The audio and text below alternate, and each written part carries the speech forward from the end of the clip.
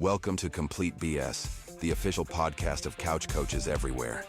Not just football. It's every sport that ruins your parlay, wrecks your fantasy week, and still brings you back for more.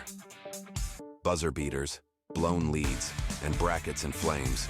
Yeah, we're all over it. Unfiltered takes, armchair analysis, and enough bold opinions to fill a playbook. Hosted by Brien Schmauch, sports junkie, the Saban of stats and your official voice of I could coach better than that. Let's go. Welcome to Complete BS. We're here today to do our University of Georgia football preview. And joining me is one of my favorite all-time players, anybody that I've ever worked with, Ken Big Pooh Veal. Absolutely love Big Pooh. Ken was a defensive tackle for Georgia from 1999 to 2004, was part of the 2002 SEC champion Georgia Bulldogs. That's the first Georgia SEC championship in 20 years since Herschel in 1982. They were the first Georgia team to play in an SEC championship game. Ken also signed a free agent contract with the San Diego Chargers. And I'm so excited to talk Georgia football with my guy, Big Pooh. How you doing, buddy? I'm good, bro. How you doing, man? It's good to see you. It's been so long. It has been a long time. I'm excited to talk Georgia football with you, get your take on things from the inside point of view. So I know you grew up in Cedartown, Georgia. That's right near the Alabama state line. Were you always a Bulldog fan, or was there any Auburn, Alabama ties there? Well, you gonna get me in trouble. I honestly was an Auburn fan growing up. And you remember those 2 years when they went undefeated? With Terry Bowden there. Yes, I was going through the recruiting process at that time. So I was just following them and see what was going on. And I became big fans of all those players and Auburn as well because it was on the team. But I didn't really have a favorite college team when I was a kid. It was just when I finally got that red and black on, that's when I became a Dawg. Okay. So tell me a little bit about your recruiting process. You were recruited by Jim Donnan. Yes, sir. 10th, 11th grade, I started getting offers out of one game. I don't know if you remember Ben Leard. He played at Hart Yep. County. We was deep off in the playoffs, and we went to Hart County and beat them. And I probably had one of my better games. And before then, nothing. I didn't even really think college football was an option. That Monday, I had probably 50 to 60 calls because he was getting recruited. Ben Leard was getting recruited. I think I sacked him 2 or 3 times. I played a real good game, and that's when that thing started rolling. That's awesome. So you were recruited by Donnan, but then there's a change there with the head coach, and Mark Richt comes in.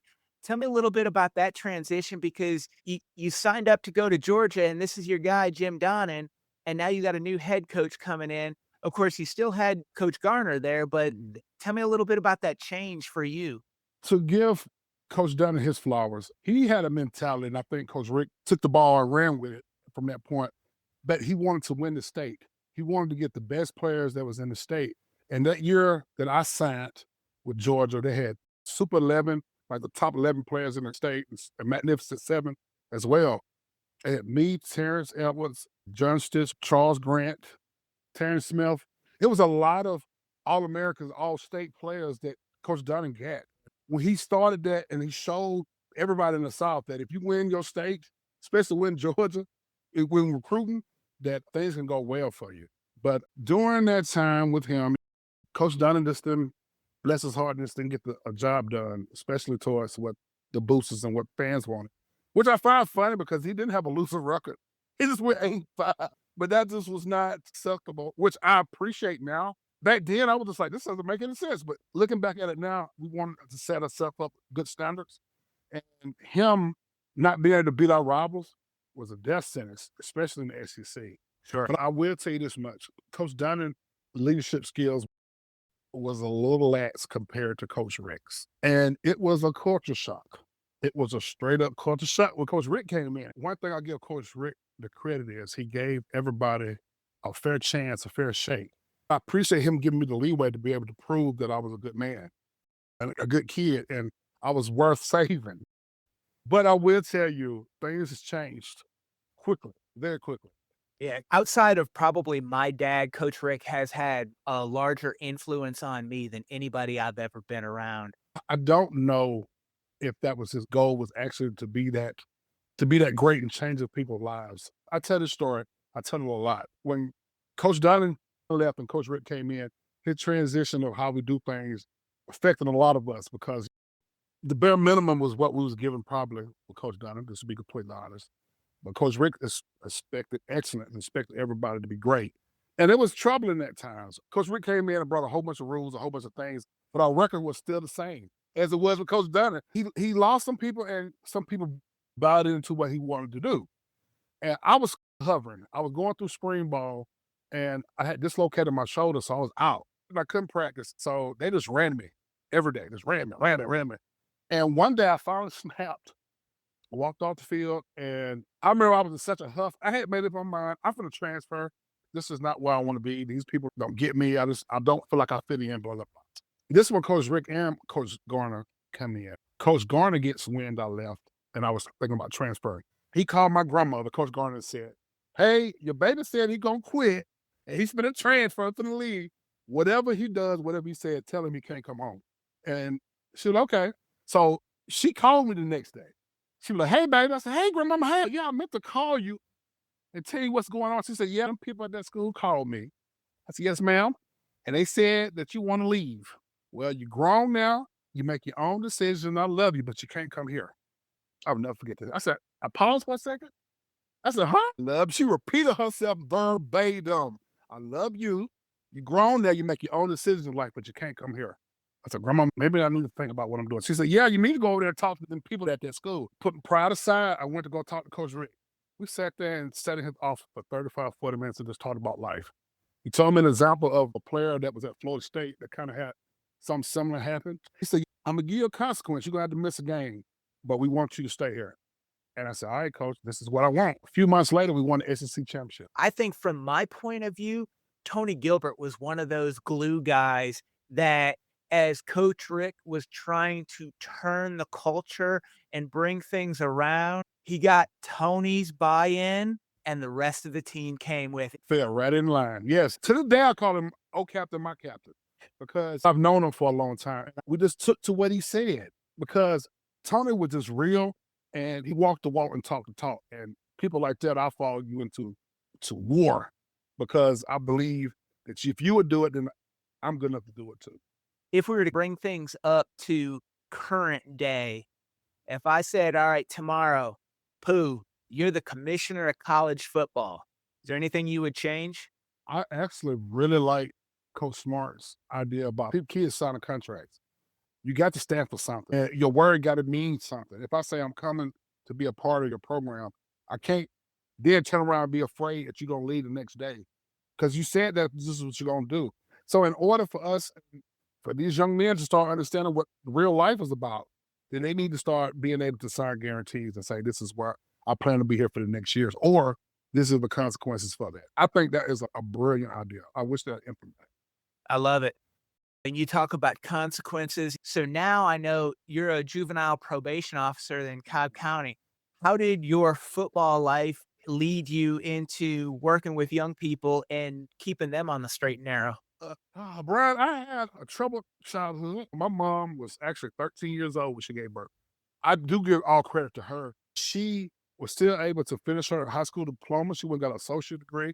She worked for the USDA Rural Development for over 38 years. She retired a year ago, last January.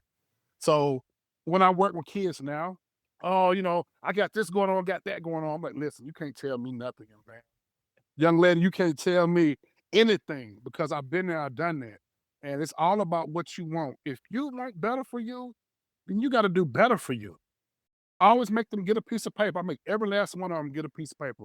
Write one goal that you want to do before we get done with this. Because at the end of the day, juvenile justice is not about necessarily consequences, but we're about rehabilitating and restoring these kids, getting them back off track. Well, brother, I'm glad you're here with us. And let's talk a little Georgia football now, this 2025 season. When I look at Georgia this year, staff continuity is huge for them. Going into the 24 season, they had some staff changes, but this year everyone's back, and that's huge for them because they're going to have so many new starters on the roster. Keeping the coaching staff the same is big because those coaches, they know the players. Everybody knows from a coaching side of things, what they're looking for, we just got a lot of new faces in big places for Georgia this year. Start right off the bat, of course, with the quarterback. Carson Beck is gone. He's down there in South Florida making some money. Bless him. God bless him. But we got Gunner Stockton. He's only got 6 quarters of meaningful experience under his belt from 2025. And the coaches believe in him, but can he manage that through an entire season? Yeah, I think he's got to start the season a little bit in that game manager role until he gets fully comfortable, until Coach Bobo, Coach Smart get comfortable with him to say, all right, the full playbook's open and you're ready to go. But if he starts in that game manager mold, he's got early games with Marshall and Austin P. I think they're going to be really key for his development, getting him comfortable with the offense, with some of the new receivers that are there, new line in front of him. Those 2 games are going to be key to see how much of the playbook they can give him before the Tennessee game. I really do want to give Gunner a lot of credit. He is one of the best Georgia State high school players that ever played quarterback. So he has the chops. He has the ability. So it's just that has he had the time to do it? And 2 years ago, they were saying the same thing about Carson Beck. And next thing you know, he's making millions of dollars in Miami. So I want to give him the credit or the ability to be able to prove that he's the guy for us. Time will tell. He's our guy. So time will tell. Sure. An easy way to help him out is handing the ball off. And Georgia's got a really nice, strong combination with Nate Frazier and transfer Josh McCray. Those 2 provide a nice 1-2 combo. You get that ball rolling. It brings the defense up. The linebackers are keying on that run. That opens up everything across the middle. Play action. Wide receivers, they loaded up with some transfers. Zachariah Branch coming in from USC. Noah Thomas, I believe, in from Texas A&M. Colby Young's former Miami player. So the wide receivers that they got, they all came in from other places. You got a lot of transfers coming in and developing that chemistry in those first couple of games. Sure, we've got spring ball. We'll have camp here in the fall, but getting that live game action in those first 2 games is going to be key to develop that chemistry with the wide receivers. I think what's going to help more than anything too from a passing game is Georgia might have the best tight end room in the country. That's what I was going to say. Yes. Keep working the middle, keep handing the ball off, and next thing you know, you're going to have those shots available that Coach Bobo will open it up and let one fly. I really feel because I know people give Bobo fits and have things to say, but a lot of that was not Bobo's fault, in my opinion. If you look back at previous Bobo offenses at Georgia, that was elite. That was elite. And I really feel if you got the right personnel, the sky's the limit. For me, I think the offense is going to depend on what Stacey Searles does with his offensive line, because there's a lot of highly recruited, big bodies on that offensive line, but inexperienced. Correct. They lost so much to the NFL. The guys they lost, they're not working at Walmart. These guys are in the NFL. They lost a ton of talent on the offensive line. And so I think the success of the offensive line is going to, as they go, you'll see the Georgia season go. You'll see Stockton get more comfortable. He won't have happy feet back in the pocket. He knows his guys up in front of him. Hey, if that center quarterback exchange isn't there, Coach Bobo's going to be on that center, Drew Bobo, to get it right. So Coach Searles up front, getting his group together, that is the key to this Georgia offense and making sure that they can do everything that they're looking to do with their playbook and open it up and not be too one-dimensional. If that offensive line's not there and, they can run, but they fall apart in pass pro, you're one-dimensional and the defense is teeing off. We'll turn things over to your specialty on the defensive side. We talked about major departures on the offensive line. Georgia had 3 first-round draft choices off this defense at every level. Michael Williams, Jalen Walker, Malachi Starks, defensive line, linebackers, secondary. They got to replace a lot of talent, first-round talent. When I look at the defensive line, Georgia's had just dominant defensive tackle after defensive tackle For years. for years. Going back, you played there at that position, played right next to Sully. You had all these great defensive tackles that came through there. The funny thing about it is, I was talking to one of the coaches at my son's football team just recently, and he was wondering, like, how does things change from then to now? And I said, when I started playing, around by that time, it wasn't fast defensive line or big boys that was fast. I was coming out of high school, I was 280, 290, and I was running a 4.8. And that was really unheard of towards that time. Somebody that's big that can play, that can run just as quick as some running backs. And that's when you saw the SEC really change around about the early 2000, 2005, when they started changing hybrid defensive linemen. Now you see that it's more of the long, slender bodies playing on outside rush, where you just got big mollies in the middle. I like, and I hope that we could have somebody that can hold down the fort. But I'm old school. I'm a 4-3 guy. I love 4-3. I have the best defense. Georgia haven't run 4-3 in a long time. I think it's kind of niche now. You don't see too many people run a 4-3 if you don't have the right personnel for it.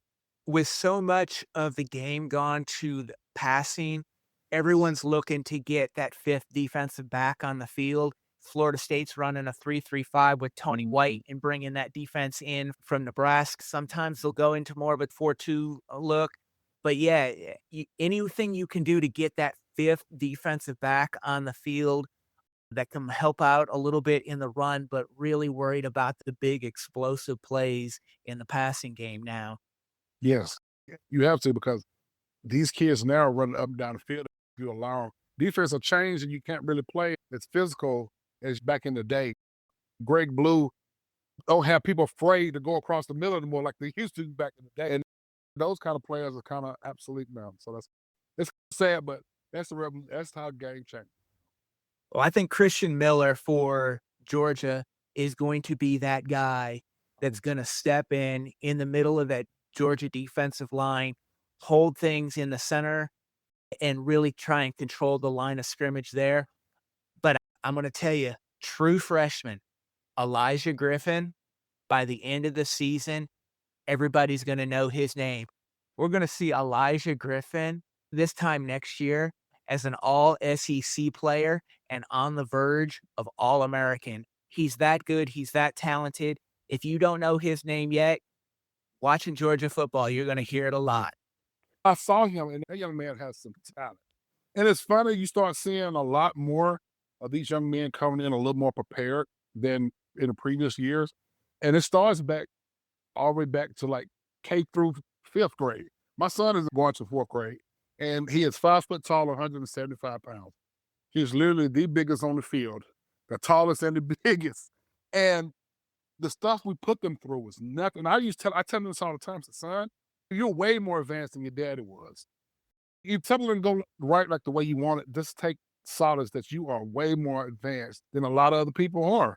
And you see a lot of these kids are going into college ready to play day one. And I hope that young man can come in and help us, because he can contribute quickly. So what I'm getting from all of that is about 2033, we're going to see baby Pooh in the red and black is what I got out of that. One of my big questions when it comes to the Georgia defense is, where are they going to get pressure on the quarterback? And that edge spot for them, they brought in Elo Mondazzi, the Army transfer, had 6.5 sacks last year. He's going to be counted on to be that edge rusher, but who else? And can he do it at SEC caliber talent? Can he do it in the SEC? He did it at Army for 6.5 sacks, but they're going to have to find somebody that's going to be able to come in and put pressure on the quarterback. Well, this is when you have to just put your faith in Kirby. He doesn't coach soft, and he doesn't have soft kids on his team. That's not the Kirby Smart way. So I'm sure somebody's ready to step up. But that young man, speaking of that young man coming from Army, I really like him. When I saw he was coming to us when he was on transfer portal, I was excited because he has the structure of what we're looking for coming off the edge. Kind of got long arms, twitching, and that's something that, you can find success in, especially coming off the edge where you can set the distance from the offensive lineman to the defensive lineman, work a move, and get to the quarterback. I really feel like he can do it. I think the linebackers are strong with C.J. Allen there, but the strength of the defense is in the secondary for me. Dalen Everett at corner, KJ Bolden. This might sound crazy with Malachi Starks being a first-round draft choice. KJ Bolden will make Georgia fans forget about Malachi Starks. They will be content like, "Who? We've got KJ. We're good." KJ Bolden is that good. I think they'll be solid there. They've got a lot of young talent too in the secondary. And so you've got Everett at one corner, and they're going to kind of juggle some pieces in on who that other corner is. And a lot of guys will rotate in. Don't be surprised if, as we get into the back half of the season, right around the cocktail party and towards the end of the season, if there's not a freshman or a sophomore corner starting opposite Everett, they've got young talent there. And I think one of those guys by the end of the year is going to come up and snag that other spot. Well, you was asking about who can provide pressure. If the corners and the DBs are doing their job, it's gonna give us a chance to get back there on that quarterback. And so, well, George is kind of working some kinks out on the offense and defense with a lot of new places. One thing that they don't have to worry about is their special teams with Peyton Woodring and Brett Thorson. Probably not a better combination kicker and punter anywhere in the country. These guys are two of the best at their positions. Really? It's going to be critical for Georgia in flipping the field and securing points with that young offense as they get going. Now, as far as back as I can think, we've always been blessed to have that. That's always a strength, and I trust and believe Kirby will exploit it in the kind of way he can. Absolutely. Well, let's get into the game-by-game predictions, and I'm gonna just package these first two together with Marshall and Austin P. Gimme wins. The idea of these games are get all the new pieces, game reps, game experience, and get out of there without injuries. Yes, that's the goal. So I think I'm safe to say for you and me both, this is 2-0 after these two games. Win. All right. Then we head to Tennessee, Neyland Stadium. Tough place to play. What do you like about Tennessee? Is this a win or a loss for Georgia? I think it's a win. Tennessee really had questions at quarterback with all the turmoil they had going on in this offseason. Is saying that maybe he looking to transfer or having some issues? Unfortunately for Tennessee, this is not the year that they get a win against us. I think we're going to go in and Neyland Stadium and get the W. I've also got Georgia winning this game. Too many question marks around Tennessee's program with the quarterback. They've lost a lot of players. I actually think because Georgia's still kind of trying to find their way and they haven't played big competition yet, I expect this game to be low scoring. Yeah, it's going to be a good game. But Georgia's got too much for Tennessee, and so we both got them at 3-0, and then Alabama comes to play between the hedges. Both teams are reloading, but I think Alabama's got more proven playmakers. The Alabama offensive line might be the best offensive line in the country, and so I think that's gonna dictate the game. They're gonna be able to control the line of scrimmage, and this is Georgia's first loss. Obviously, I disagree with that, mainly because they're coming to Santa Stadium. If it was in Bryan, it'd be a different story. But coming to Athens is tough. And it's a night game. Something about playing there. When it's good competition, we cut it on when it's game time. The lights are on. Big time players step up. I've got Georgia at 3-1. Pooh, you're at 4-0. And Kentucky is up next. For me, this is a win. Kentucky's retooling. They got a lot of transfers coming in. They were 4-8 last year. This is not going to be a close football game. Mark Stoops needs to figure some things out this year if he wants to stick around in Lexington. Yeah, I think this is another win for us. All right. Then we go to Auburn. The Tigers, they've got a lot of talent. They recruit really well, both in the portal and high school. But I don't know how much Hugh Freeze is developing that talent. I actually think Auburn potentially could come into this game 0-2, and I can't place who those first two games are in the SEC, but I think they'll be 0-2 in SEC play and coming in. Georgia, to me, this is a win. Yeah, I agree. Ole Miss comes to Athens next. I think Ole Miss could come into this game undefeated. I Yeah. think these teams are both really evenly matched. Both have young quarterbacks. I'm really high on Austin Simmons for Ole Miss. Just like you were talking about with the Alabama game, I'm giving two closely matched teams the edge to Georgia because it's at Sanford Stadium. Mm, I give Georgia the win. Really good football game. I agree. I think Georgia will win that game. Georgia went down there and got embarrassed. I know how Coach Smart thinks and reacts to certain things like that. He's going to have them boys fired up, ready to play. I think they're going to get a lead there with their head busted. All right. I've got Georgia with one loss. You still got them undefeated. We got a bye week, as always, heading into the cocktail party down there in Jacksonville. Florida's also coming off a bye. I've got Florida winning this game. I think the Florida offensive line is really strong.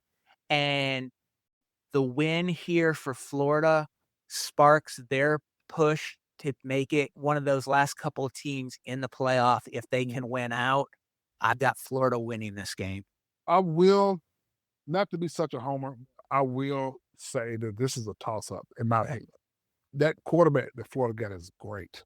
DJ Lagway. Yes, he is really good. But until he got hurt, he was really causing us some issues with that team we had last year. So hopefully we can nip all that in the bud and go ahead and take care of business. But honestly, I don't know who. And if I would give someone the edge, I would give it to Georgia. So, but I would say that's a toss-up. Still got them undefeated, but close on that Florida game. I've got Georgia with 2 losses. Next, Georgia heads to Mississippi State, Starkville. This is the worst football team in the SEC. Work it all out. Get out all your aggression on a beaten Mississippi State team. You've got Texas next week, and man, this Texas defense is loaded. I expect this to be a low-scoring game. I think this is gonna be a defensive slugfest, but that Texas defense travels. And coming into Sanford Stadium, I've got Texas winning this game. It's my 3rd loss for Georgia. I know it. And I won't come off as a homer. I think I may give Texas a close edge in this game. That defense is magnificent. Well, a lot will be said when we get to that game, especially depending on how Archie's been playing up to that point. It's either going to be feast or famine when it comes to this. And if they do well, I think they got a good chance. All right. So we both got them for a loss against Texas. Charlotte is the next week. This is reset. This is stay healthy and get right because you got clean old-fashioned hate coming up the next week, and we got Georgia Tech. This game's actually gonna be played in Mercedes-Benz Stadium, but Georgia Tech's the home team. They are a really well-coached football team. They do things the right way. Last year, this was a classic, went 8 overtimes that Georgia won 44-42. But when you look at the line of scrimmage, offensive line, defensive line, Georgia's got too much size right there. And I think that the size is going to matter in this game. Plus, kind of that bad taste in their mouth from last year, that game having gone 8 overtimes. Georgia wants to put an exclamation point on it. Again, in my mind, I've got them with 3 losses. They don't want that 4th loss. Georgia Tech, they're going to take it to them. I agree. I don't know if they're going to take it to them. I would say they're probably the 3rd team I worry about the most. After watching them play last year, they got the heart. You can't tell me they didn't have the biggest heart than Georgia in that game. I really feel like that they're going to play their heart out. They're going to really give their best, but I do feel like Georgia will pull out the win as well. Okay, so I've got Georgia regular season going 9-3. You've got them going 11-1. I don't have them going to the SEC championship game. I think at 1 loss, they would for you, they would most likely still make it to Atlanta for the SEC championship game. When it comes to then the playoff, we haven't had a 3-loss team make the playoff, but of course, Georgia has the name and the pedigree there. They're going to have a strong schedule. Depending on how those losses go with Alabama and Texas and Florida, the overall success of the season for me, I think, is what does Gunner Stockton's development look like? How does that offensive line perform? And do they grow and get better and gel throughout the season? And then they've got to find a consistent pass rusher. You do those 3 things, and that 9-3 record automatically starts improving. I really feel, and we will know something about a fifth game, about how our trajectory is going to go. We should know if Gunner is going to be the guy or not. I have 100% faith that he can do it. He has the pedigree. He has the talent to do it. I really don't think that at the end of the day that he's going to prove a lot of people wrong. And I feel like we're going to the SEC championship. We're going to play Texas again, and we're going to beat Texas again. That's how I want to do it. There it is. You heard it. Big Pooh, Ken Veal. Yes, sir. Ken, you are my brother. I appreciate it. I love that you came on. I was so excited when you said you would do this preview with me. I appreciate it. Thank you for all that you do for the young men and women there in Georgia and setting an example for them and keeping them moving in the right direction. They're better because they know you. Sometimes in some families, outside source is the only kudos or love that they can get. If I'm providing that to at least one family a day, my soul is good. It's good to see you, Brien. It's good to see you, man. Thank you so much. I appreciate everybody tuning in to Complete BS. Stay tuned with us all season long. We'll have more previews and more reactions. Thanks for listening to Complete BS. Be sure to subscribe, share, and follow us online. And tell us what you think of this episode. Use hashtag CouchCoachNation, and let's keep the conversation going.